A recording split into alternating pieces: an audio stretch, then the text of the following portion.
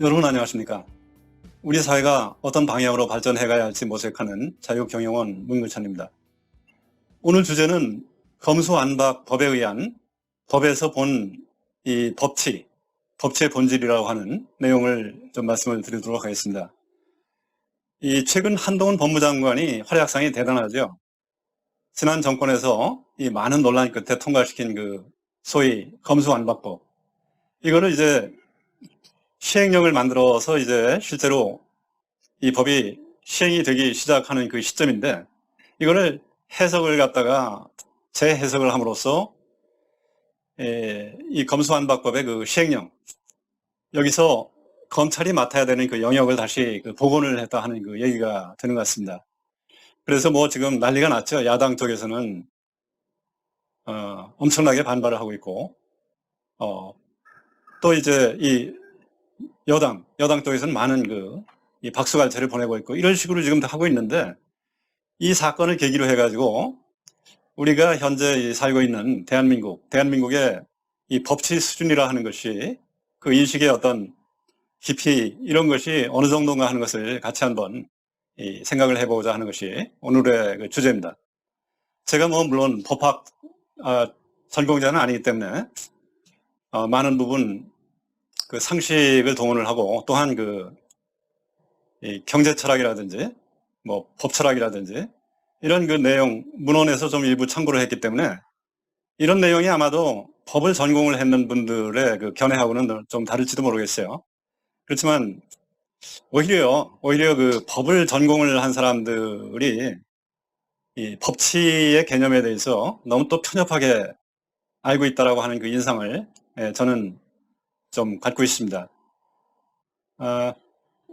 우리 그 역사에서 보자면은 조선 말에 나라의 그 국운이 아주 그 대폭 기울었죠. 그때 보면은 자주 등장하는 그 장면이, 아전들이 뭔가 이렇게 집에 재산이 뭔가 있음직한 그런 백성들을 갖다 무조건 데려다가 내 죄를 내가 알렸다 하면서 이 곤장을 막 치죠. 그러면은 조만간 일단 목숨은 살아야 되니까 그 재물을 갖다가 이제 강탈당하고 옥에서 이제 풀려나는 이런 모습을 좀 볼 수가 있는데, 이것이 바로 법치가 없는 그 모습의 가장 전형적인 모습입니다. 이 원림 재판, 권력자에 의해서, 어떤 국가 권력이라든지 이런 거에 의해서 사람들이 이 공포 속에서 이제 사는 모습, 이것이 이제 법치가 없는 모습이죠. 이런 속에서는 사람들이 열심히 해가지고 나의 생활을 뭐 개선을 한다라든지 재산을 축적을 해보겠다라든지 이런 마음이 전혀 생기지 않죠. 그래서 이런 상태를 흔히 말하자면 이제 그 홉스가 얘기하는 자연 상태입니다. 만인에 대한 투쟁, 아비규환, 이런 상태를 얘기를 하는 것이죠. 이런 모습이 바로 조선 말에 이 땅의 모습이었다. 그래서 우리는 그 법치가 잘 돼 있는 나라가 선진국이고, 그렇지 않은 나라가 이제 후진국이다 하는 것을 짐작을 할 수가 있는데, 가장 쉽게 얘기를 했을 때 법치의 개념, 이것은 바로 인치의 반대라고 보면 되는 것이죠. 법치의 반대말은 인치다. 법에 의한 통치가 아니고 사람이 자의적으로 제 멋대로 통치를 하는 인치. 그래서 근대적인 헌법이 작동되는 그 상태가 법치라고 볼 수가 있습니다. 영국의 대헌장, 권리장전, 이런 것들이 이제 막 생기면서 국가 권력을 갖다가 제어를 해야 되겠다라고 하는 그 헌법적인 그 요소, 이런 것들이 정비되기 시작했던 이런 시대에서부터 이제 시작을 해서 오늘날 대개 자유국가 중에서 특히 그 영국이라든지 미국, 이런 그 자유국가 체제에서 보면은 법에 의한 지배라고 하는 개념이 정착이 되어 있죠. 이것이 바로 법치죠. 그래서 이 근대 국가에서 개인들이 국가 권력에 의해서 이 국가 권력의 어떤 변덕스러운 자의적인 이런 그 억압에 따라서 자유와 이 권리가 희생당할 가능성, 이것이 이제 법에 의해서 보호가 된다 하는 것이 바로 이 법치고, 그런 상태가 되려면은 어떤 요건을 가져야 되느냐 하는 것이 바로 오늘의 그 주제라고 볼 수가 있겠습니다. 이 법치라고 하는 것을 반면에 우리가 너무 협소하게 이 법치의 여러 가지 요소들 중에서 일부만을 가지고서 이것이 마치 법체 전체인 것처럼 그렇게 아는 경우가 많은데, 그 중에 대표적인 것이 준법 정신이 곧 법치인 것처럼 생각을 하는 경우가 많이 있어요. 만약에 그렇게 법치를 정의를 한다라고 하면은 뭐 입법부에서 헌법하고 헌법의 어떤 정신, 방향 이런 거하고 전혀 관계도 없는 아무 법이나 그냥 마구 만들어 놓고, 한국 사회가 현재 그렇지 않습니까? 그래 놓고 이걸 마구 만들어 놓고서 입법부가 일단 만들었으니까 이건 준법, 법을 지켜야 된다, 이렇게 밀어붙인다라든지 하면은 그것이 곧 법치라고 말하는 꼴이 되는 것이죠. 뭐 이런 그 사고가 만연하게 된 데는 제 생각에는 소크라테스의 그 악법도 법이다라고 하는 그 말, 거기서부터 이제 우리가 법을 지키는 것이 곧 법치인가 보다, 이런 생각들을 갖게 된 것이 아닌가, 그런 생각을 좀 해보게 됩니다. 오늘날 한국의 입법부는 정말 이 법 공장 같아요. 수많은 법을 양산을 하면서 이제 얼마나 많은 법을 내가 발의했느냐 하는 것을 자랑을 하죠. 지역구에 가가지고 나는 몇 건을 했다. 이 법을 만드는 그 프로세스, 이 절차를 보면은 다양한 이해관계를 가진 어떤 압력단체, 이해 집단들이 로비를 한다라든지 거기서 어떤 그 니즈 이런 거를 듣고 와가지고는 이제 이거를 법을 위반을 하죠. 그리고 나서는 다수결의 어떤 그 힘, 이거를 바탕으로 해가지고 입법을 하게 되는 것입니다.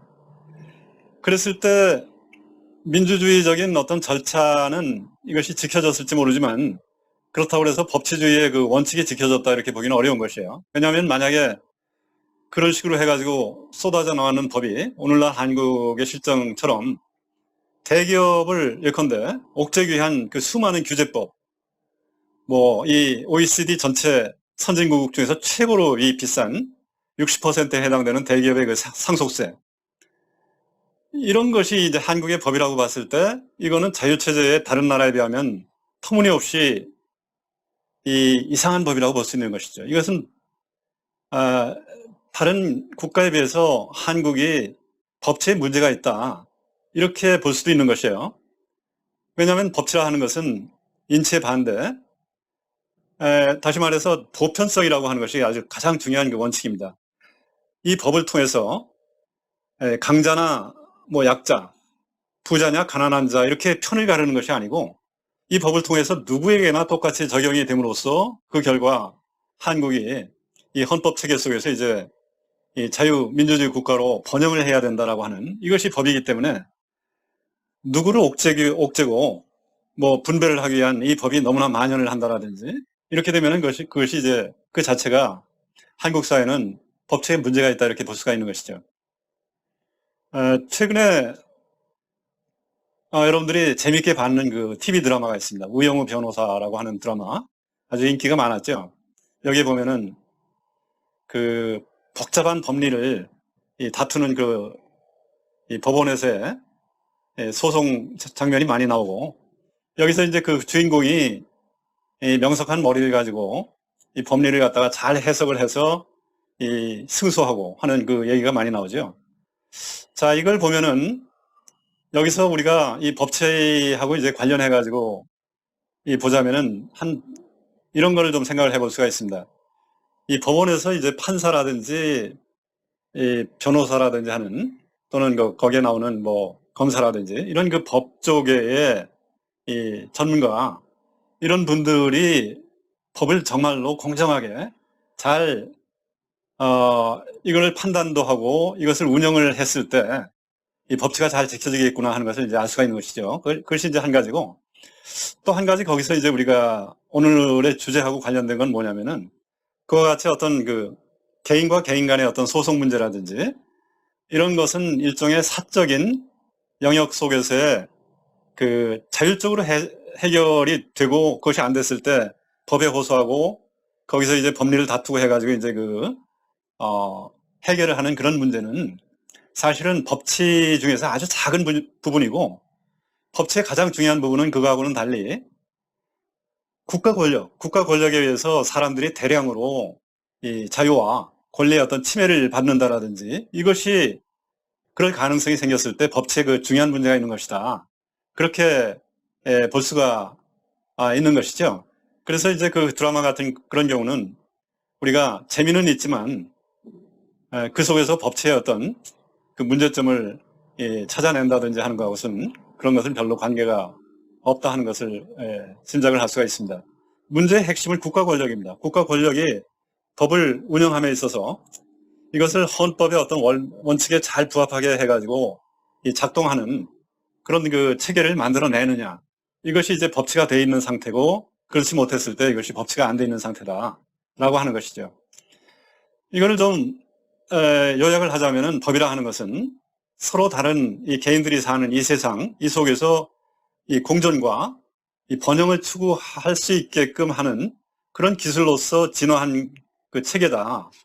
이렇게 이제 정의를 하면은 가장 이 법치에 맞는 법이 될 수가 있는 것이죠.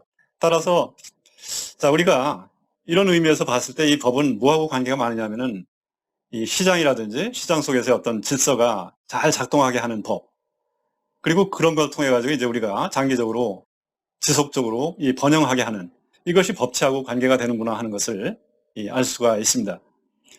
그래서 이 법치가 행해질 그 조건은 첫째, 이거는 이제 법학 무슨 그 헌법 전문가 이런 사람들이 이제 설명하는 내용을 좀 인용을 하자면, 첫째, 절차적인 정당성을 가지고 있어야 된다. 그 다음에 법의 그 내용이 정당해야 된다.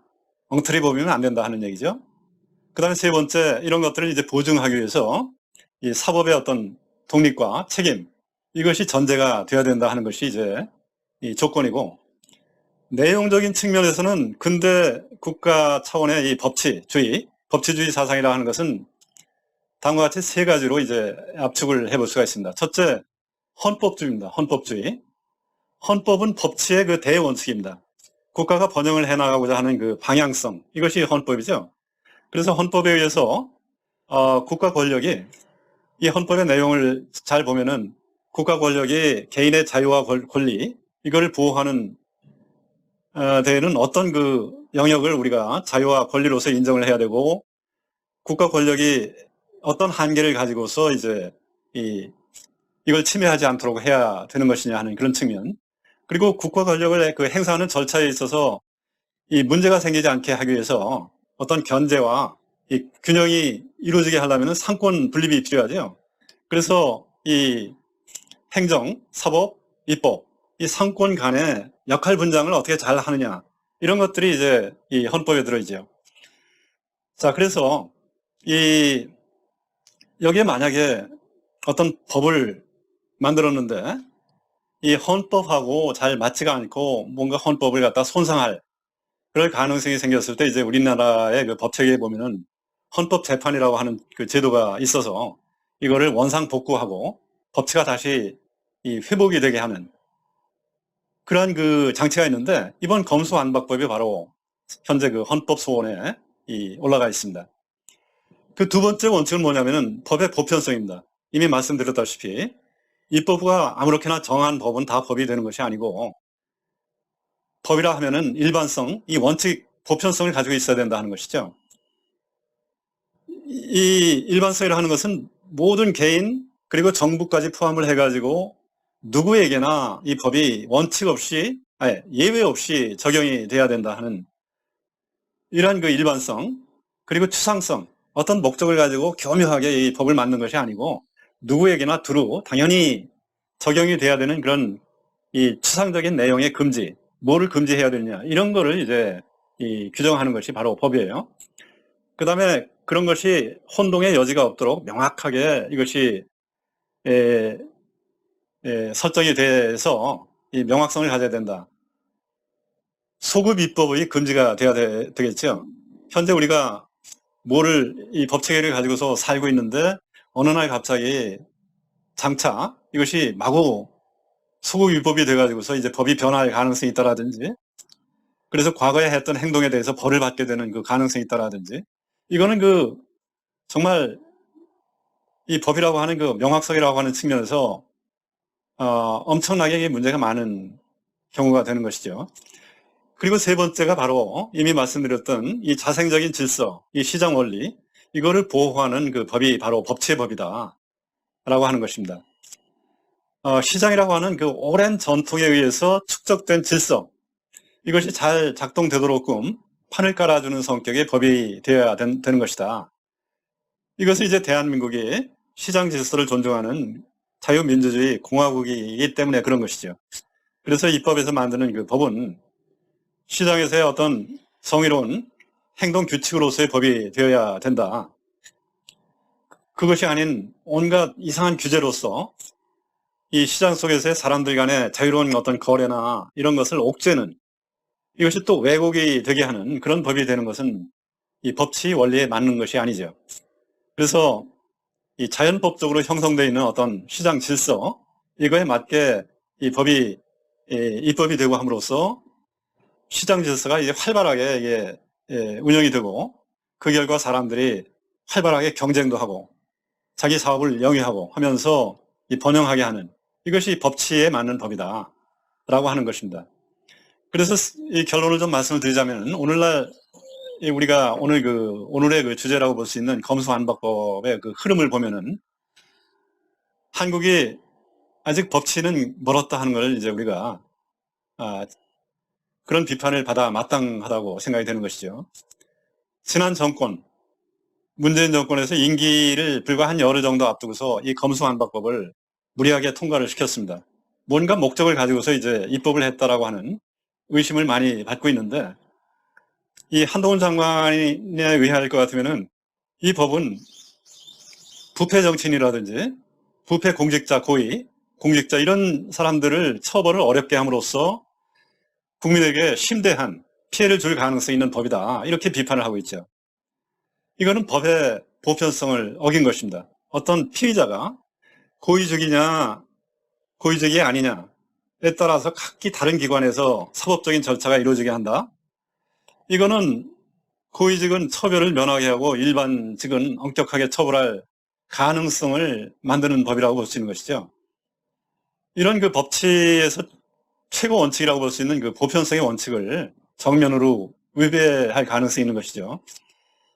그 다음에 이제 또 더 중요한 것은 현재까지 한국이 70여 년간을 우리가 이 대한민국 이 전통을 갖다 축적을 해오면서 정착된 그 상권 분립의 어떤 원칙, 이거에 의하면은 사법의 그 역할은 검찰 그리고 이 법원 이런 걸로 이렇게 구성이 되어 있는데, 이 검찰의 그 중요한 그 축이라고 볼 수 있는 검찰을 갖다가 약화시키는 그 가능성이 있는 그 법을 만든 것이죠. 그렇게 하면서 반대로 어떤 그 권력자, 이 정권을 잡고 있는 이런 쪽에 어떤 무소불위의 이 권력을 가지고서 엄청난 부패까지도 저지를 가능성을 열어두는 이런 법이 될 수가 있어서, 이것은 상권 분립이라고 하는 그 헌법 정신까지도 이 문제를 만드는 그런 법이라고 이제 우리가 볼 수가 있는 것입니다. 이런 법을 갖다가 다수당이라고 하는 이 힘을 과시하면서 집요하게 밀어붙여가지고 만들었다. 이거는 의회 민주주의라고 하는 이 절차적인 이 정당성마저도 이 손상을 줌으로써 한국의 그 헌정 질서에 그 상당히 하나의 그 흑역사를 만들었다 하는 식으로 비판을 할 수가 있겠습니다. 그리고 검수완박법은 또한 그 국민의 세 번째 원칙이라고 볼 수 있는 시장 질서를 갖다가 심대하게 손상시킬 수 있는 가능성이 있는 법이다. 왜 그러냐 하면은 거대 이 정치 권력에 의한 그 부패, 이거는 규모가 크겠죠. 이거의 처벌을 어렵게 할 가능성이 있다. 이거는 국가 번영의 토대라고 할 수 있는 시장 질서를 엄청나게 파괴할 수 있는 가능성이 있는 것이에요. 이렇게 큰 범죄를 놔두고 이 잔챙이들만 잡아들이고 이렇게 된다라고 하는 것 같으면은 한국은 조만간 권력형 그 마피아 자본주의 국가가 될 수가 있는데, 이런 국가의 그 하나의 그 예라고 볼 수 있는 것이 바로 뭐 중국이라든지 남미 어떤 그 국가들, 이런 예가 될 수가 있을 것입니다. 자, 이상 그 분석을 해본 걸 종합을 해보자면은 검수완박법은 법치 원리에 세 가지 다 부합되지가 않고, 이거는 일종의 그 입법 구테타에 가까운 것이다. 다시 말해서 보편성에도 맞지 않고 무언가 목적을 가지고 만들었다라고 하는 그 느낌이 강하고, 그래 놓고는 의회가 만든 것이니까 무조건 지키라면서 이제 밀어붙이는 그런 꼴이 된 것이죠. 이것이 법치하고는 아주 먼 그 개념이 되어버렸습니다. 그런데 이번에 이거 한동훈 법무장관이 이 검수완박법의 그 취지를 무력화시킬 수 있는 그 묘수를 찾아낸 것 같아요. 그래가지고 뭔가 이 단어 속에 내포되어 있는 그 함정을 뭐 파고들었다 하는 것인데, 그 내용은 여러분들이 잘 아실 거기 때문에 여기서는 이제 재론하지 않겠습니다. 다만 아마도 한동훈 장관은 그 단어 속에 그 꼬투리를 잡고자 하는 것이 그 목적은 아닌 것 같고, 그 본마음은 뭐 사실 알 수는 없겠지만 짐작을 하자면은 하나의 그 법 전문가로서 이 검수완박법이라고 하는 법치를 허물 만한 가능성이 큰 이 법을 법무장관이 가지고 있는 이 재량 한도 내에서 최대한 이거를 무력화시킬 이 방법을 찾아내겠다라고 이렇게 노력하고 있는 과정이다. 그렇게 이제 짐작이 되는 것이죠. 그러면서 이 당장은 그렇게 대통령 시행령에 의해서 원래 검찰이 역할을 갖다가 대폭 축소를 하려고 했었던 이 법을 갖다가 이 원상복구를 지금 시도를 하고 있는 것 같고, 근본적으로는 이 법이 말씀드렸던 대로 위헌 가능성이 굉장히 큰 법이기 때문에 이거를 다투는 그 헌법재판소의 판결, 이 헌법 소원을 갖다가 남겨놓고 있습니다. 아무튼 이 한 가지 오늘 그 말씀드렸던 결론은 우리나라가 아직 법치국가가 되려면 멀었다라고 하는 그 결론을 좀 볼 수가 있는 것이고, 두 번째는 이 법치라고 하는 것이 까딱하면은 이 파괴될 수가 있는 것이구나. 이 검수완박법을 보면 알 수가 있는 것이죠. 라고 하는 그 두 가지, 이것을 결론으로 우리가 말씀을 드릴 수가 있겠고, 오늘 그 검수완박법이라고 하는 그 이 시대에 이 법치를 파괴할 가능성이 큰 이러한 그 이 법률을 소재로 해가지고 과연 대한민국이라고 하는 이 사회가 이 법치의 그 수준이 어느 정도이고, 그리고 우리가 말하는 이 법치라고 하는 것은 진정한 의미가 무엇인가 라고 하는 그 측면에서 한번 토의를 했습니다. 감사합니다.